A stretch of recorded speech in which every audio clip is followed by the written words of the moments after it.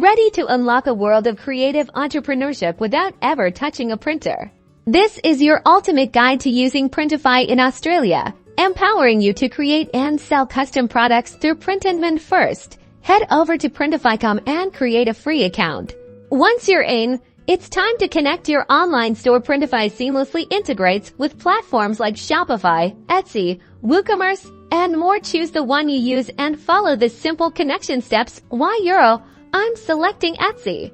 Dive into Printify's extensive product catalog from shirts and hoodies to mugs and wall art. Select the product you want to customize. I will pick this shirt. Now for the fun part, designing. Upload your artwork, logo, or text using Printify's easy task design editor. Position it precisely where you want it on the product. Generate mockups to see how your design will look in real life. Tweak as needed until you are happy with the design. Finally, before publishing, set your pricing and review shipping options. Printify automatically calculates shipping costs, and you can choose the best option for your Australian customers. Take note of the different print providers and their shipping rates within Australia.